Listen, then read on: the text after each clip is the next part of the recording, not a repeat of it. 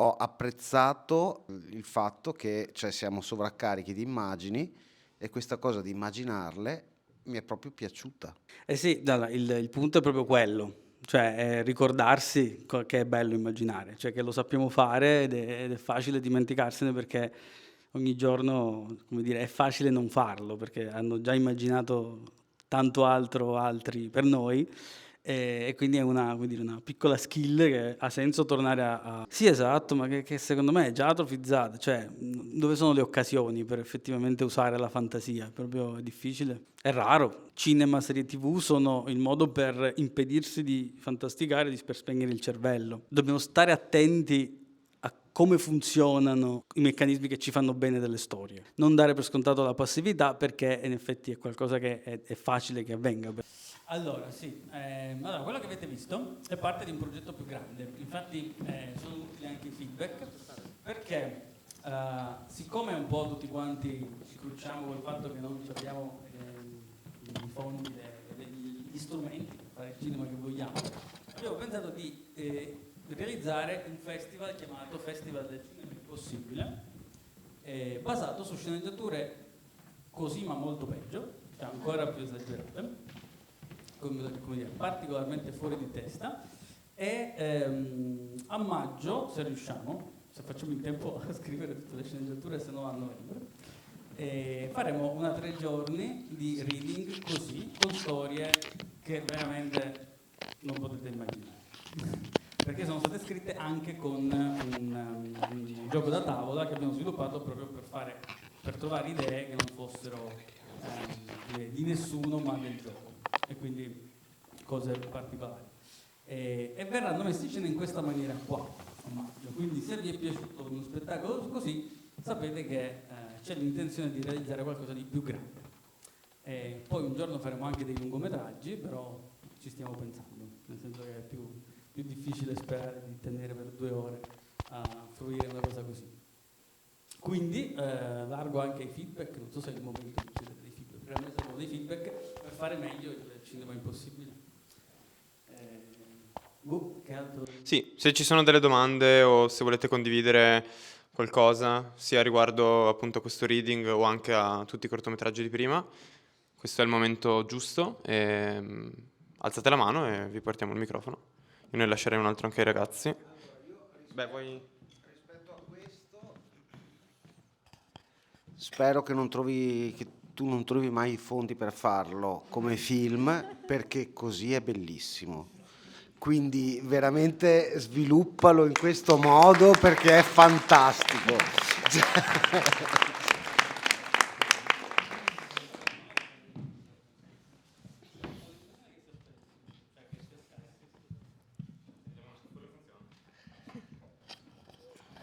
Beh, voglio solo ringraziare. Grazie, fantastico, evviva. Che bello, non vedo l'ora.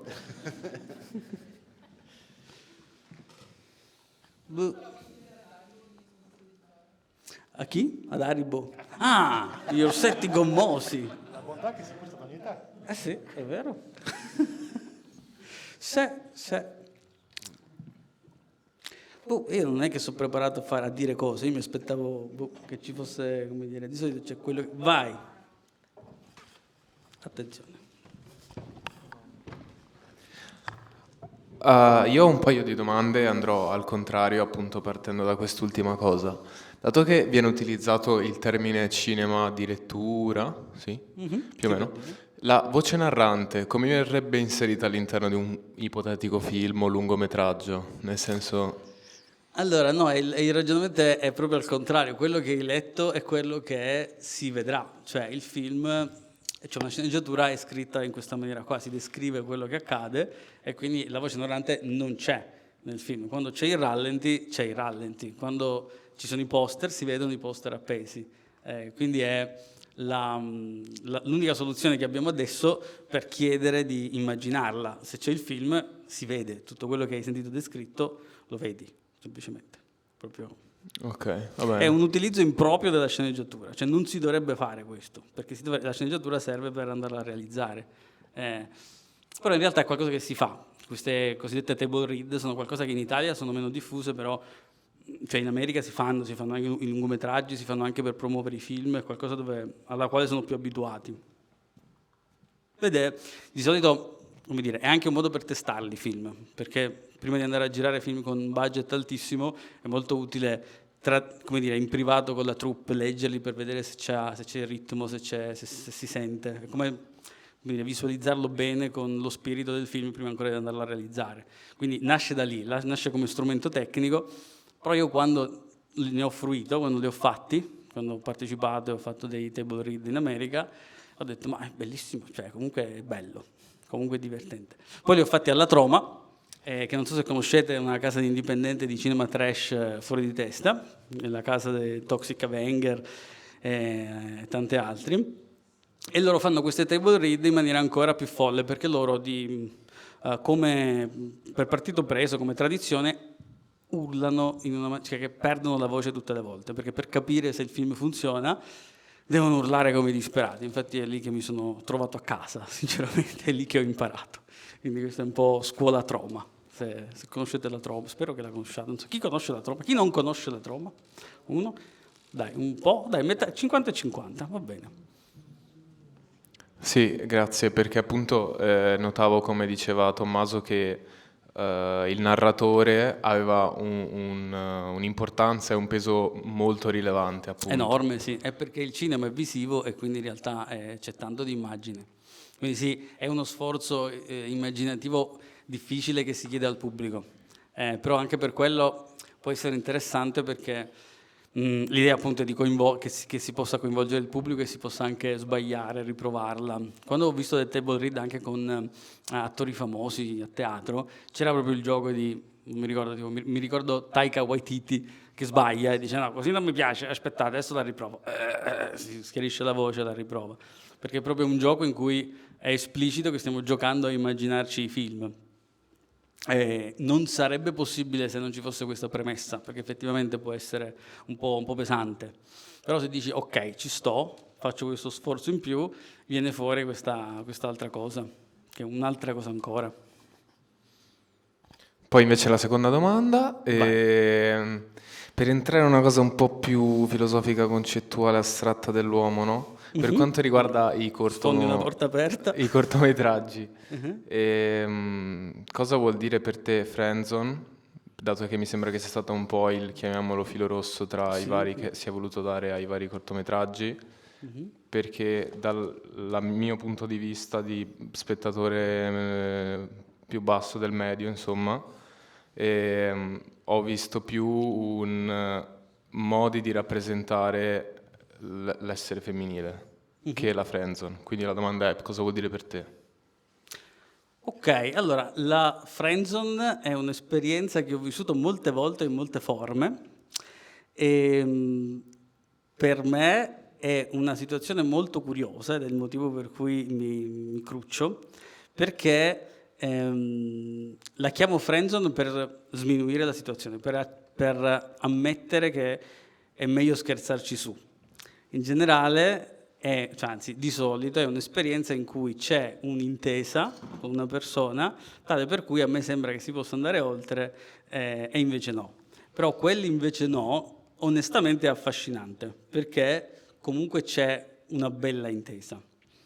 E quindi il mio rapporto con la friendzone è di rabbia nei confronti del mondo, ma perché? Come funziona? Come no? C'è qualcosa che mi sfugge, c'è qualcosa che non ho capito. E il modo in cui poi l'ho messa in scena è veramente per caso, nel senso tutte le storie che hai visto partono da io che voglio parlare d'altro. Cioè ho un'idea, inizio a parlare di quella cosa e poi c'è questa ammissione di colpa, ammissione di però niente, io ho quel crucchio lì, vabbè, aggiungiamo la friendzone. Quindi non ho previsto di fare una trilogia della friendzone.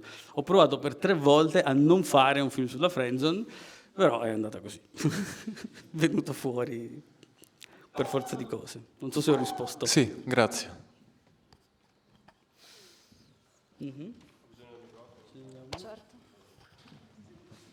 Grazie mille. Volevo chiederle, maestro, quanto si basano le sue opere su fatti realmente accaduti? Vabbè, A questo punto, cioè, era prendendo anche l'elefante alla spunto da- stanza della sua domanda. ti ho fissato nello faccia, ho detto no, ok, sta nascondendo qualcosa. Allora, non ho mai visto Dio, andiamo per esclusioni. Non ancora. Non ancora, chi può dirlo, esatto. Non ho mai visto Dio, non ho ucciso un capo mafia, e mi spiace, sì, no. E poi basta, il resto è tutto autobiografico. No, nel senso che... allora, in realtà l'avete visto in un ordine diverso. Il primo che ho realizzato era Narci sei o ci fai, ed è autobiografico nei termini di crucci mentali che avevo in quel momento, e l'idea del film non era di parlare di friendzone, vedo troppi film dove diamo per scontato che c'è un eroe che anche se è sfigato alla fine diventa fico. E ho detto però possiamo concederci di raccontare la storia di uno che va da qualche parte anche se rimane sfigato, cioè uno può avere, come dire, non avere competenze, cioè non avere un talento, non essere né bello. E quindi ho detto, vi scrivo una storia su un fallito in senso totale, ma anche ponendolo come una roba che va bene. Quindi sono partito da quell'idea lì. E poi ho detto, cosa devo metterci, dove lo metto in una storia uno che effettivamente non ha competenze? E un po' a culo mi è venuta questa idea di potrebbe essere molto utile uno psicologo senza competenze che deve impedire a qualcuno di guarire. Poi è arrivato quello che vi ho detto, facciamo che al liceo lui le era innamorato e poi allora, vabbè, ok, allora parliamo di quello, vabbè. Così. E anche le altre, la Stipsy Dixit è letteralmente questo, cioè io che prima di andare a letto non riesco a dormire perché dico voglio qualcosa che vuoi, cosa che mi manca, non lo so. E a un certo punto ho detto, se spuntasse Dio sarebbe molto infastidito, perché comunque io lo chiamo, dimmi cosa, fammi, troviamo il senso della vita. Se spuntasse io onestamente come quel personaggio gli direi, comunque non lo so, aspetta un attimo, perché non è che ho capito cosa voglio esattamente. E poi a un certo punto Dio, che poi ho proiettato Dio davanti a me, e Dio mi ha detto, vabbè, ma è solo questione di figa. Dai, è vero, e invece è vero, e quindi vabbè, e parliamo di nuovo, stessa cosa. Come dire, viene fuori, non lo faccio apposta, però me ne assumo la responsabilità, lo capisco, è così. E basta. La friendzone non è reato, per chiudere, è una mia amica mi ha detto, dovresti scrivere una storia dove alla fine lui ce la fa. Quindi dovresti immaginare una situazione in cui effettivamente lui ha corrisposto, e ho fatto molta fatica ed è venuto fuori la friendzone non è reato. Basta. Fine della trilogia della friendzone. Ho risposto? A parte all'aspirante regista, a chi sono mancate le immagini dell'ultimo cortometraggio che abbiamo visto qua? Io ho apprezzato il fatto che siamo sovraccarichi di immagini, e questa cosa di immaginarle mi è proprio piaciuta, col narratore e tutto il resto. Sì, il punto è proprio quello, cioè ricordarsi che è bello immaginare, cioè che lo sappiamo fare ed è facile dimenticarsene, perché ogni giorno, come dire, è facile non farlo, perché hanno già immaginato tanto altro altri per noi, e quindi è una piccola skill che ha senso tornare Che rischia di atrofizzarsi. Sì, esatto, ma che secondo me è già atrofizzata, cioè dove sono le occasioni per effettivamente usare la fantasia? È proprio difficile,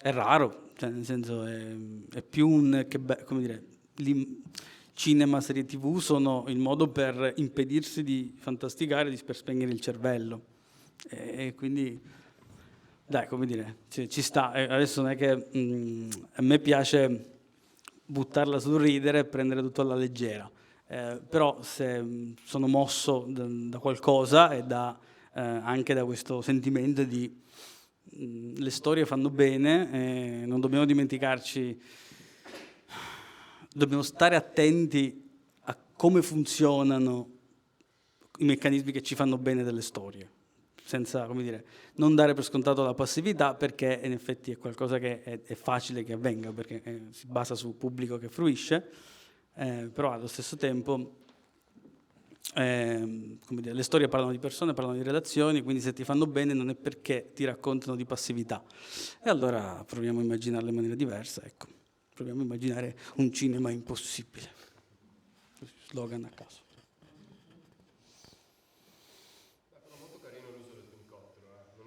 Grazie. C'è tanto l'immaginazione non serve, mi si sente, grazie mille. Cioè, nonostante magari sono d'accordo con quello che ha detto lui, però il fatto, non so se era voluto una circostanza, grazie.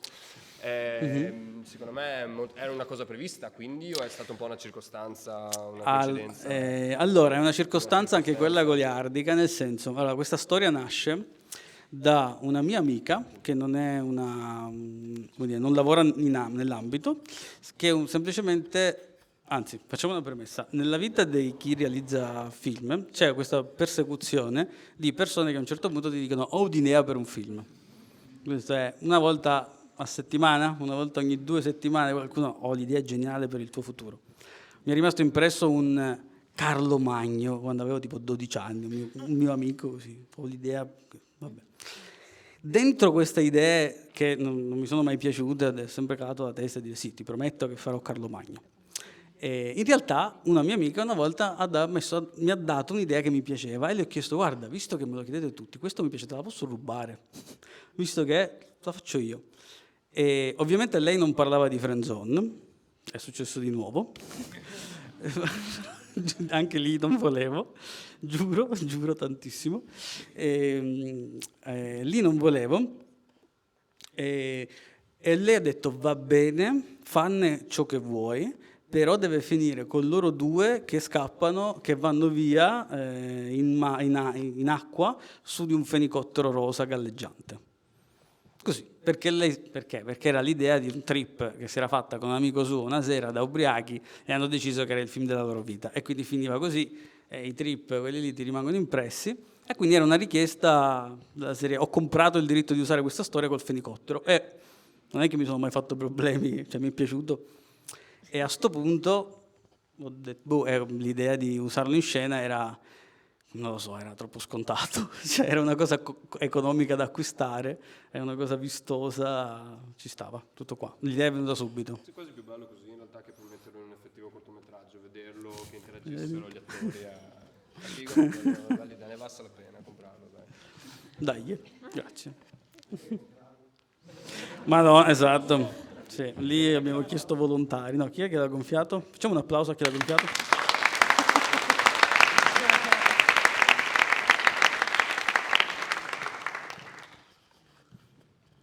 Va bene. Se non ci sono altre domande, io mi sono preparato la risposta alla domanda di hai dei consigli per i giovani? Perché siccome... No, perché me la faccio da solo. Nessuno me l'ha fatta, però la fanno sempre. Vai, Io no, avrei allora. una domanda. Esatto. No, visto che parli di desiderio e di immaginare, mi chiedevo come ti immagini questa Cinecittà a Padova. Madonna, questa domanda è O bellissima. come la desideri? Adesso? E non l'ho mai immaginata veramente. Allora, secondo me deve essere a Sherwood. Sono Dio. Sì, esatto. Allora, secondo me dobbiamo sfruttare gli spazi grandi che abbiamo, quindi Sherwood può essere un buon punto di partenza, visto che c'è, come dire... Scusa, poco. Sherwood è il festival Il o è il luogo? Non so se si Il chiama luogo Sherwood. dove fanno il festival di Sherwood, visto che c'è soltanto in un periodo breve, una cosa fissa. Poi mi immagino, allora noi abbiamo scritto una sceneggiatura con lui che parla di un metafilm di un regista di Padova che cerca di fare un film a Padova, riesce a trovare dei fondi e al casting partecipano attori romani. Abbiamo voluto mettere questa scena iper mega razzista in cui rifiutano il romano che dice perché ho l'accento, è perché ho di famiglia africana, e gli dicono no, è perché sei romano.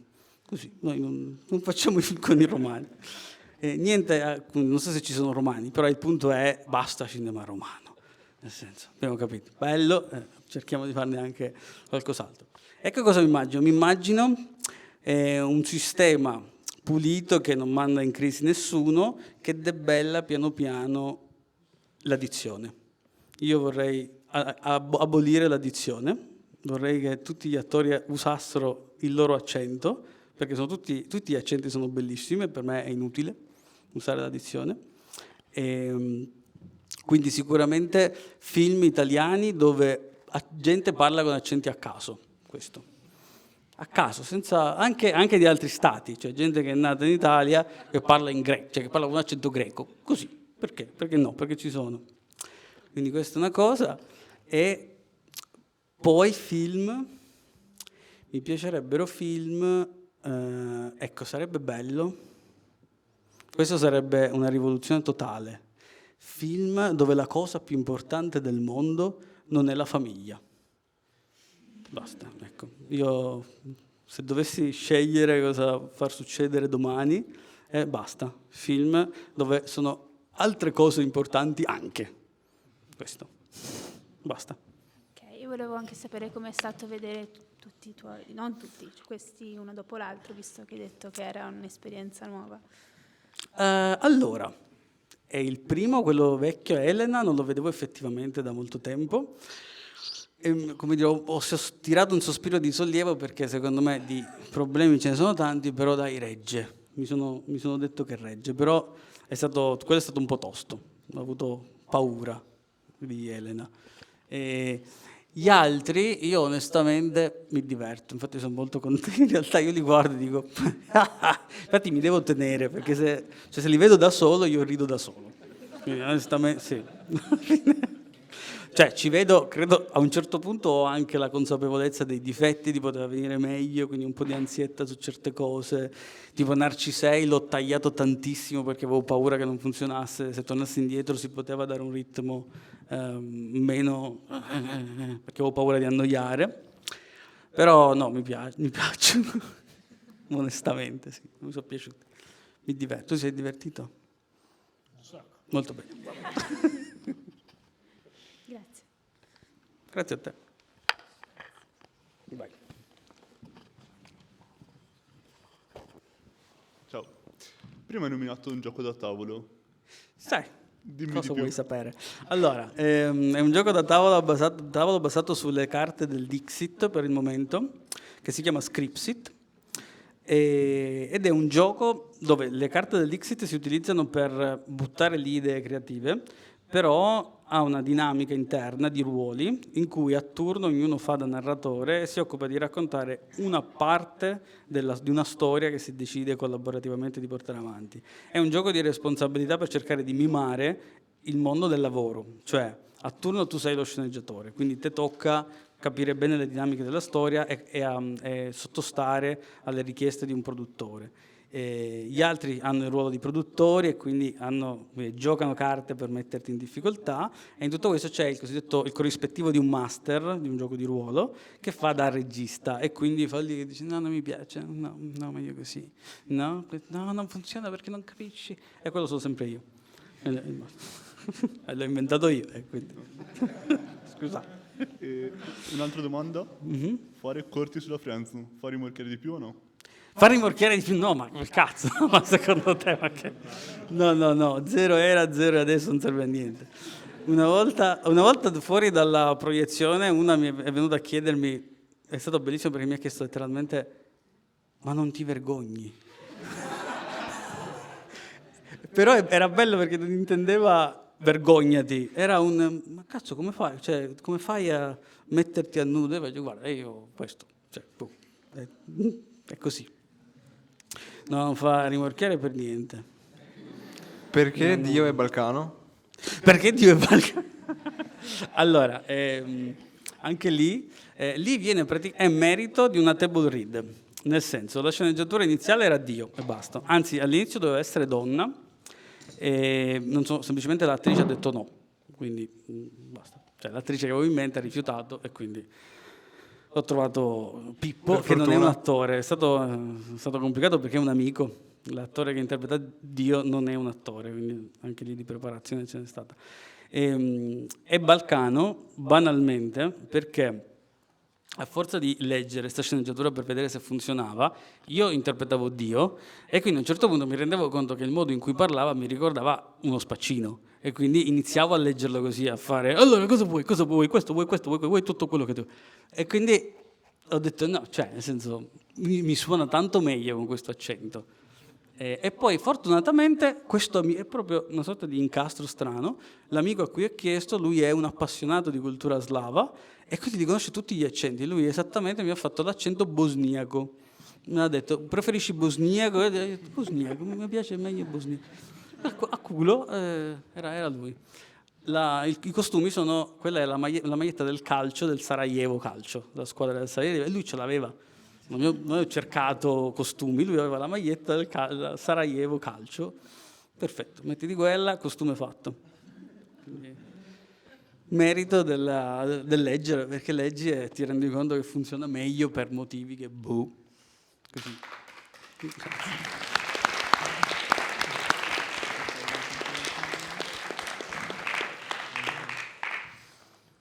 Prima avevi detto, ma perché non ti vergogni? Ma io volevo chiederti, come fai ad arrivare dove sei tu invece? Come? Aspetta, Cioè, dove qual faccio è il arrivare? percorso che hai fatto per arrivare a questo punto? Madonna. Ok, ce l'ho la risposta. Allora, a questo punto dici come stile, come modo di fare i Ma film? come hai trovato la tua creatività? Come hai capito il tuo percorso? Allora, cioè è partita c'è sempre stata, quindi non ho memoria di quando è iniziata. Posso dirti che a 6 anni ho visto Jurassic Park e ho detto, bello, lo voglio fare pure io. Quindi a 8 ho scritto Jurassic Park 3 nel mio diario. Quindi quello c'è sempre stato.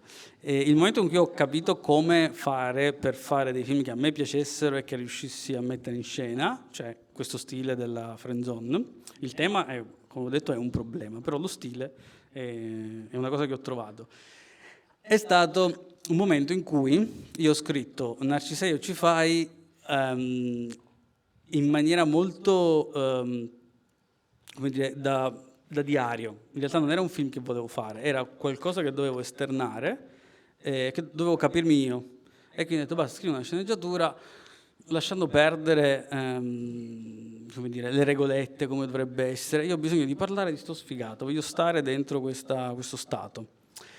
E la cosa assurda è che quando ho scritto Narcisei è più o meno questa stesura, non ho fatto grossi cambiamenti, però mentre la scrivevo nella mia testa era un film drammatico, cioè era una cosa che era triste, quindi ho scritto sta roba, sono andato a letto depresso, ho detto madonna che schifo che ho scritto, il giorno dopo mi sono svegliato e mi faceva ridere e ho detto minchia ma è cretinissima sta storia, ma questo qui non ha nessun problema, c'è solo, vabbè, qualche trip, ma vabbè.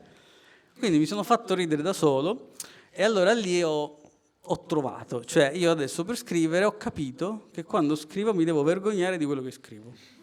Quindi questa cosa la direi, sì, e allora non importa dirla. Devo dire una roba di cui mi vergogno. Appena scrivo quella roba di cui mi vergogno, so che da qualche parte c'è una strada che mi interessa. Quello è stata una scoperta un po' forzata, perché ho detto adesso scrivo la merda. E poi mi piace tantissimo. È così. E poi l'ho applicata anche agli altri. Vorrei dire, aspetta, vai.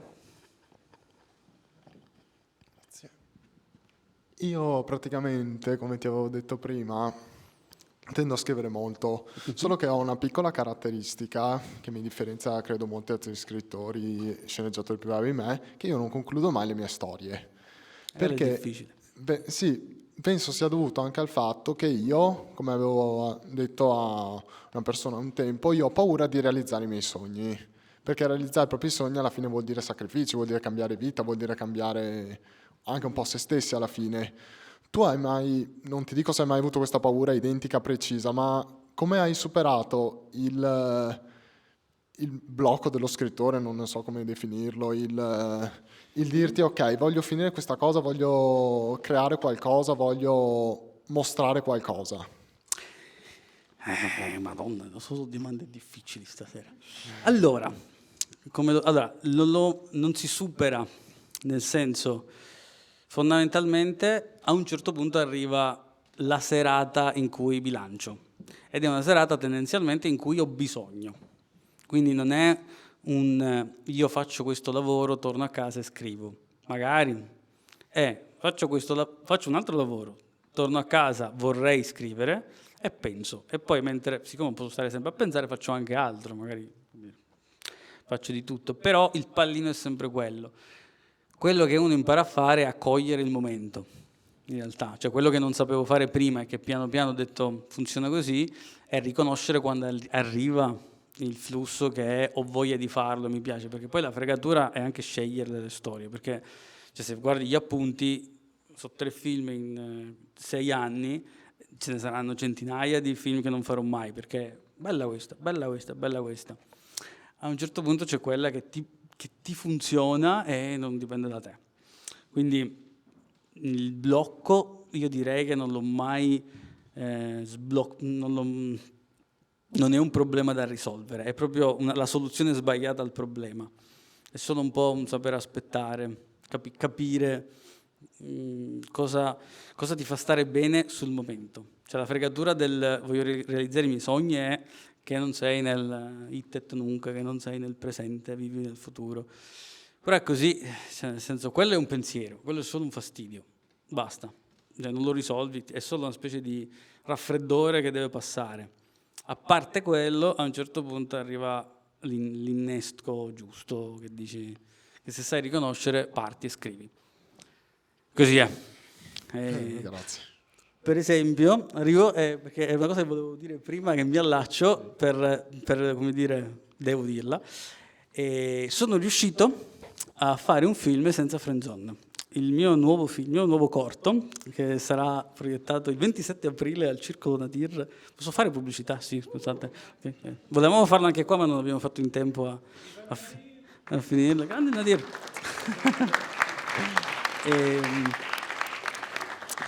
E quindi sono molto fiero di me perché è il primo film dove non c'è assolutamente nessuna friendzone. Quindi è il film della mia maturità. Quindi sì, perché l'ho voluto dire? Perché si allaccia a quello che... Sì, nel senso che quell'idea di quel film è nata è stata scritta prima di questi, perché una sera avevo quel trip lì, l'ho scritto, di recente l'ho ripreso e ho detto, minchia no, ma io la voglio fare sta cosa. Però 5 anni fa no, era, ma sì, butto lì, una roba strana. Ah no, adesso è bella.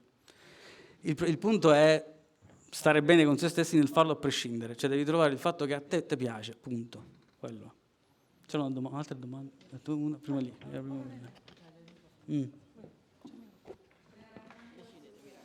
Arriva.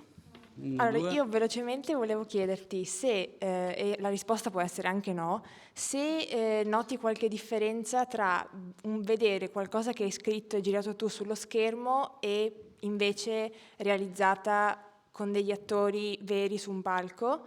E poi volevo anche chiedere agli attori se, cioè come vivono loro la recitazione con, diciamo, colui che ha scritto la sceneggiatura che recita insieme a loro anche avendo un ruolo comunque minore. Adesso vi passo il microfono e tocca a voi. No, comunque allora, io la vedo che quando ho deciso di lavorare con gli attori, anzi facciamo questa premessa che è bella, nel cinema del poverissimo c'è questo problema che si ha paura di scrivere dei dialoghi perché si dice non abbiamo attori bravi, perché gli attori bravi sono a Hollywood, quindi dobbiamo scrivere battute piccole, così le dicono bene e non le dobbiamo manco inquadrare quando le dicono, c'è questa paura, dovete sapere, devo confessare questa cosa, possiamo confessare questa cosa, che c'è questo problemino, quindi non c'è questa fiducia negli attori, quindi io facendo Narcisei ho detto io faccio l'opposto, io adesso ci lavoro e se non recitano bene è colpa mia perché non li ho diretti bene.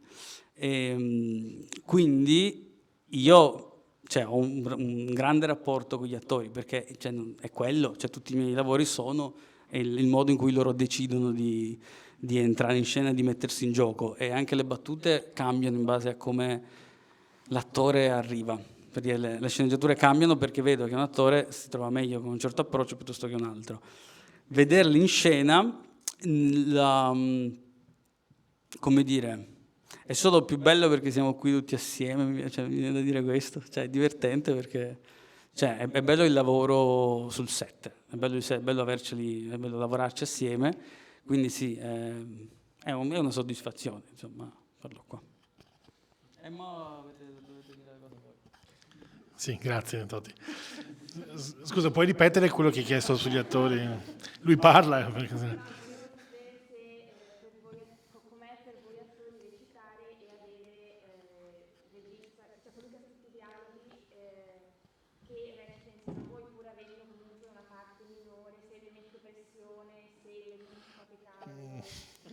anche cioè c'è stato un momento in cui c'era Zombie 1 che ci eravamo dimenticati di farlo dire e semplicemente l'ha detto lui perché gli ho fatto così.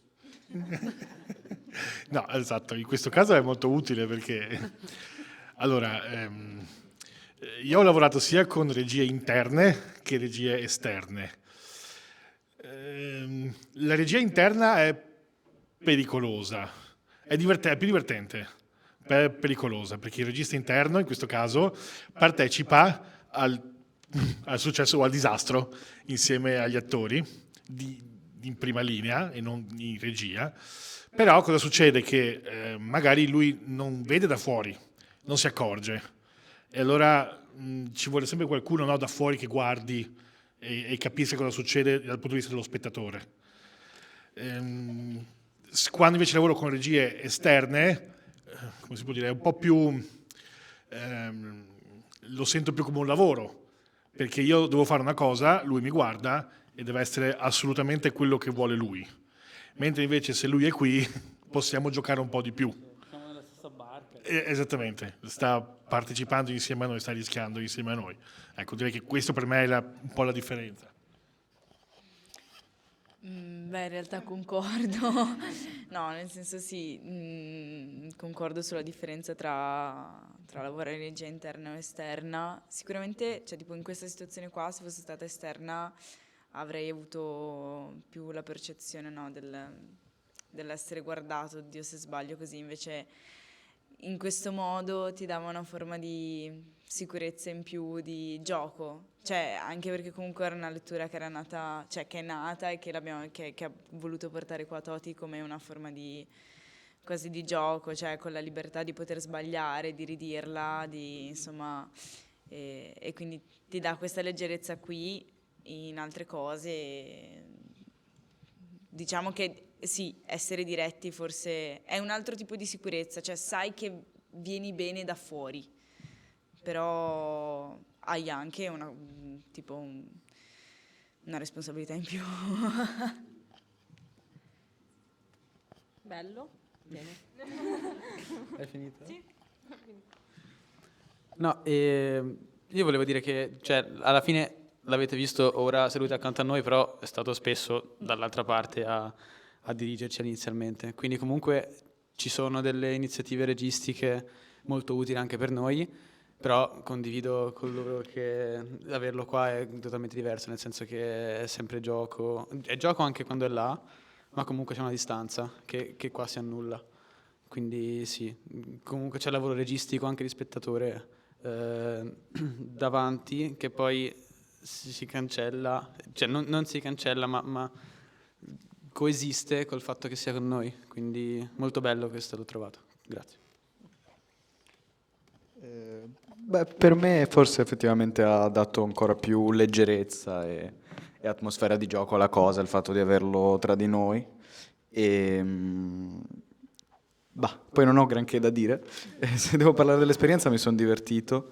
E una cosa che mi ha sorpreso molto è che nonostante il testo sia comico, leggero, c'ha un suo sviluppo, c'ha i suoi incastri, c'ha il suo ritmo e l'abbiamo provato un po', poi portandolo mi è piaciuto molto, secondo me è venuto fuori un bel gioco anche tra di noi e anche col regista, quindi sono molto contento.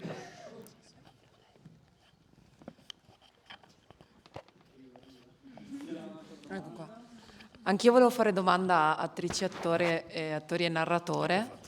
Veloce, comunque ha già iniziato il narratore a dire, volevo chiedere cosa avete pensato quando vi siete approcciati per la prima volta alla sceneggiatura, cosa vi è piaciuto, cosa vi ha colpito dei vostri personaggi e appunto un po' come è andata la preparazione.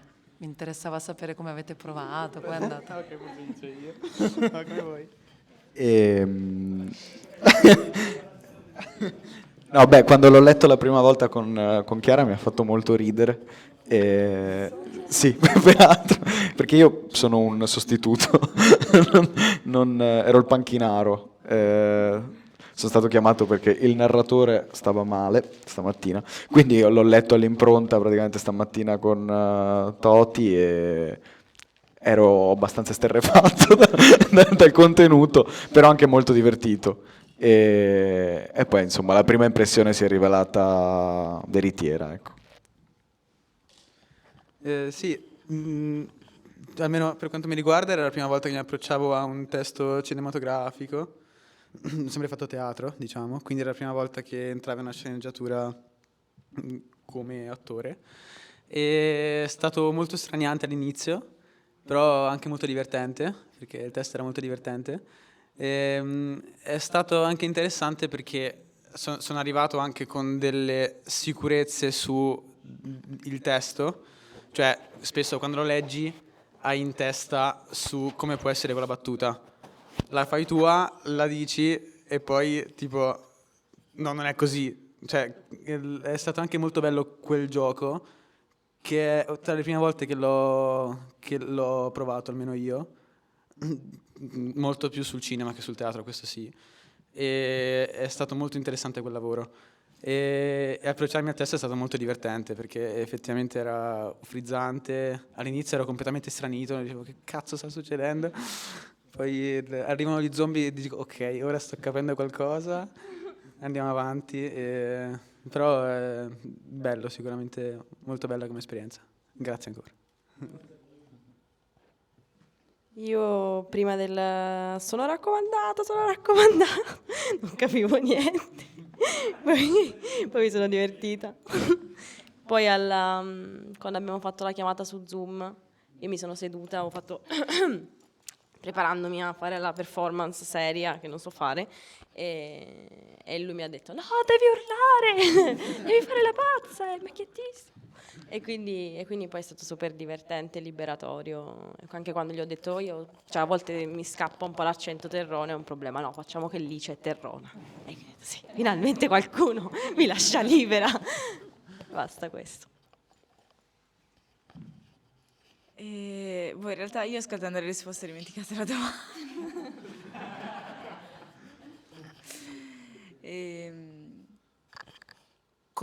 Cosa hai pensato la prima volta che ti sei approcciata alla sceneggiatura e com'è andata la preparazione? Com'è stato approcciarti anche al tuo personaggio?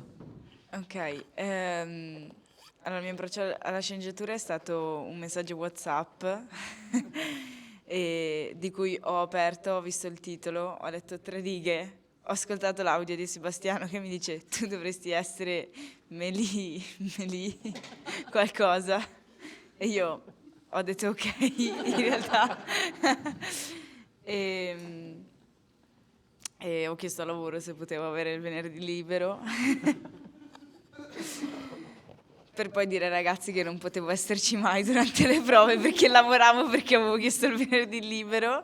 E quindi in realtà, a parte una chiamata appunto con Toti, in cui in realtà è stato bello perché ci siamo dati delle idee, delle cose, e in cui me l'ha letta in quel momento lui.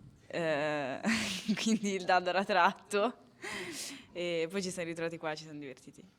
Questo è stato, quindi molto, molto freestyle. Io conosco da un po' Toti e conosco la sua scrittura e mi diverte, quindi so che quando ci incrociamo è sempre divertente. In più questa volta all'epoca mi disse si parla di zombie, sì. È come se questo non bastasse, tu sei Zio Curcuma e hai in testa un fenicottero? Sì. Ecco, basta, non dico altro. Beh, devo ammettere che quando contatti gli attori moduli quello che scrivi in base a... fai un piccolo pitch per ognuno in base a quello che sai che funziona. Sì, esatto, assolutamente. Cosa volevo dire? Ah sì, in realtà approfitto per...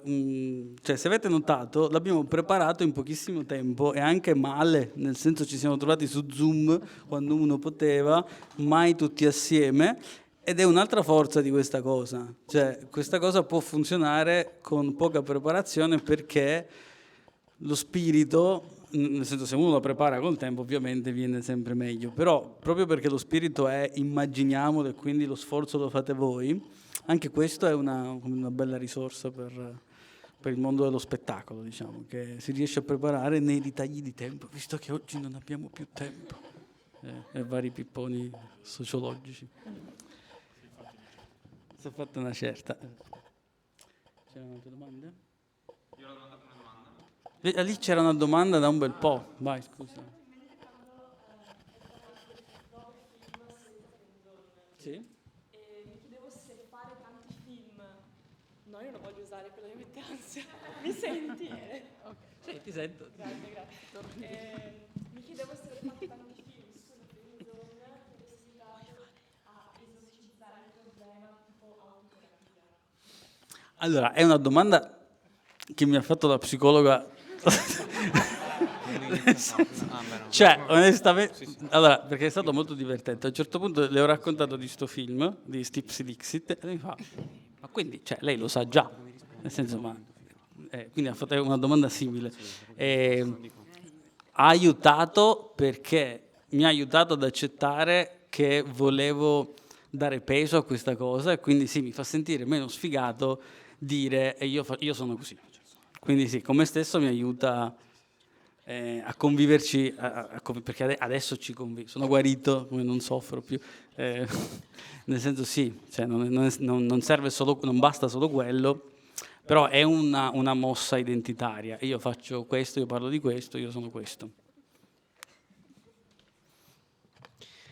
Io ho questa domanda che è una domanda ricorrente che abbiamo tutti i venerdì in cui mostriamo un film, e adesso è ancora più bello farla con l'autore o comunque con gli ospiti in questo mese, che è, diciamo, quando vediamo un film poi consigliamo alla fine di questo film degli altri film. Ora la nostra formula è: se ti è piaciuto film X, allora amerete film Y.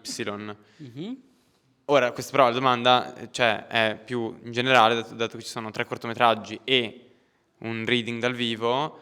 A questo punto direi, se vi è piaciuta la serata Toti, amerete e tu, cioè, lo devi fare tu. Quindi, ok, quindi se vi è piaciuta la serata Toti, vi consiglio altri film non di Toti. Non di Toti, esatto, okay. ma che... Perché basta, non è i film che sono stati di ispirazione per te, ma però... C'è una diciamo persona che che ti piace questo... Se ti piace questo, cosa ti può piacere? Proprio un algoritmo. Con l'algoritmo facciamo... Se ti piace... È una domanda più seria, però non la faccio. Vabbè, adesso la vogliono sentire tutti, ovviamente. Scherzo. Allora, se ti è piaciuta la friendzone, madonna, difficile. Beh, Todd Solondz, posso dire che se vi piace questo vi piacerà sicuramente Todd Solondz. Hai ragione, beh, però ne parla malissimo. È un disastro. Esatto. Todd Solondz, quindi direi Happiness, Life During Work Time, Screenwriting, ha fatto un film su un corso di sceneggiatura, e questi 3 sono, diciamo, una trilogia di Todd Solondz che ne vale la pena. Va bene? Va bene, grazie.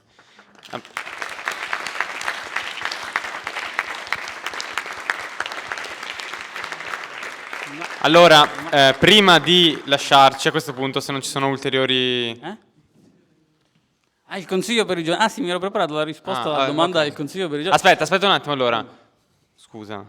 Prima di fare l'ultima risposta finale, abbiamo il momento preferito del mese di marzo, che è il momento floreale.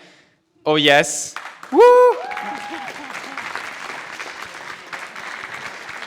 Ringraziamo la Fioreria Dario che gentilmente ci dona questi bellissimi mazzi coloratissimi e profumatissimi per tutti voi. Oh yeah, oh yeah. Grazie. Molto carino. Gentilissimi, apprezziamo veramente. Scusa.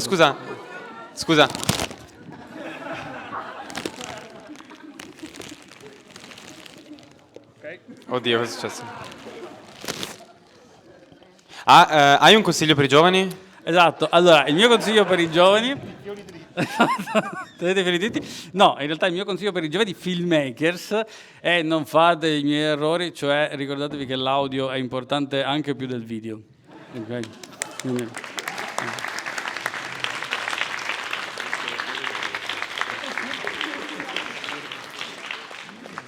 No. Che figata. Va bene. Un altro applauso e andate in pace. Andiamo a bere. Grazie.